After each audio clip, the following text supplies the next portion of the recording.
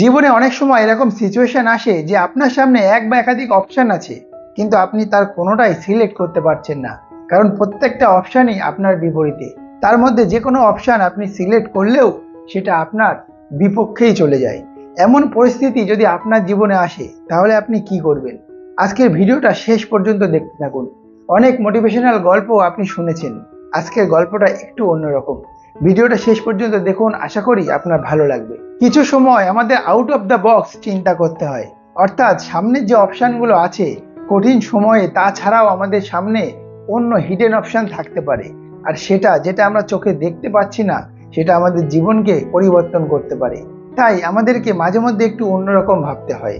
আসুন পুরো গল্পটা জেনে নিই। একবার এক ব্যবসায়ী এক রক্তচোষা মহাজনের কাছ থেকে কিছু টাকা ধার নিয়েছিল সে ব্যবসা করার জন্য, কিন্তু তার ব্যবসায় পরপর কয়েকবার লস হওয়ার কারণে সে সেই মহাজনের টাকা ফেরত দিতে পারল না, এবং সেই টাকা চক্রবৃদ্ধি হারে বাড়তে বাড়তে একটা বড় অঙ্কের টাকায় পরিণত হয়েছিল। তখন ওই ব্যবসায়ীর হাতে আর দ্বিতীয় কোনো রাস্তা ছিল না। যখন মহাজন সেই ব্যবসায়ীকে টাকার জন্য চাপ দিতে থাকে, তখন সেই ব্যবসায়ী তাকে জানিয়ে দেয় যে সে এখন টাকা দিতে পারছে না।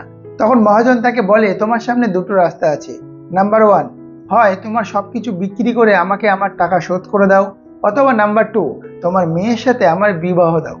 যদি তুমি তোমার মেয়ের সাথে আমার বিবাহ দাও তাহলে আমি তোমার সব ঋণ মুকুব করে দেব। মহাজনটা মানুষ হিসেবে ভালো না হওয়ার কারণে সেই ব্যবসায়ী নিজের মেয়ের সাথে তার বিয়ের প্রস্তাব অস্বীকার করলো, কিন্তু মহাজন নাছোড়বান্দা।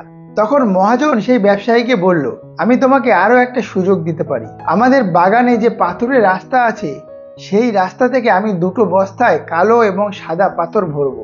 তোমার মেয়ে ওই দুটো বস্তার থেকে যে কোনো একটা বস্তাকে সিলেক্ট করবে। যদি সে কালো বস্তাকে সিলেক্ট করে তাহলে তাকে আমার সাথে বিবাহ করতে হবে এবং আমি তোমার সব ঋণ মুকুব করে দেব। আর যদি সে সাদা বস্তাকে সিলেক্ট করে তাহলে আমি তোমার সব ঋণ মুকুব করে দেব, কিন্তু তোমার মেয়েকে আমার সাথে বিবাহ করতে হবে না। এই কথা শুনে সেই ব্যবসায়ীটি নিজের ভাগ্যের উপরেই সবকিছু ছেড়ে দিল। এখন পরদিন সকালে যখন সেই মহাজন বস্তার মধ্যে পাথর ভরছিল, তখন সেই মেয়েটা দেখে ফেলে যে সেই দুষ্ট মহাজন দুটো বস্তাতেই কালো পাথর ভরছে, সে একটি বস্তাতেও সাদা পাথর ভরেনি। তখন সেই মেয়েটার সামনে তিনটে রাস্তা খোলা ছিল। নাম্বার 1, সে সেই মহাজনের চক্রান্তের কথা সবাইকে বলে দেবে। নাম্বার 2, সে পাথরের বস্তা সিলেক্ট করা অস্বীকার করবে। নাম্বার 3, সেই দুটো বস্তা থেকে যে কোনো একটা বস্তা সে সিলেক্ট করবে এবং তার বাবার মাথা থেকে ঋণের বোঝা নামিয়ে ফেলবে।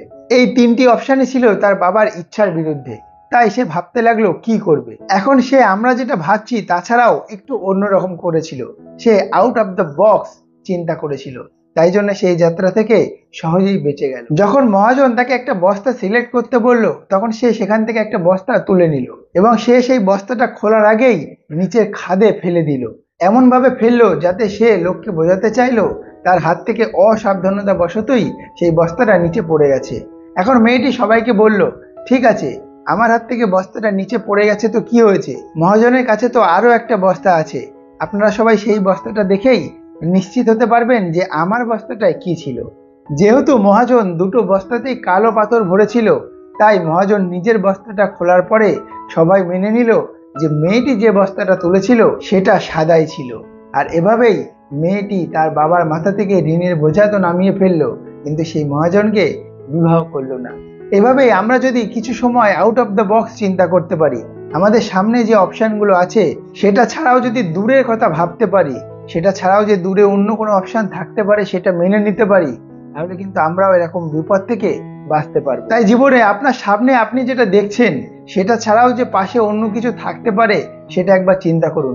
সবসময় আপনার চিন্তা ভাবনাকে সোজা সরল রাখবেন না, কিছু সময় একটু অন্যভাবে ভাবুন, একটু অন্যভাবে চিন্তা করুন, তাহলে দেখবেন আপনি খুব সহজেই আপনার গন্তব্যে পৌঁছাতে পারবেন এবং আপনার লক্ষ্যে কেউ বাধা হতে পারবে না।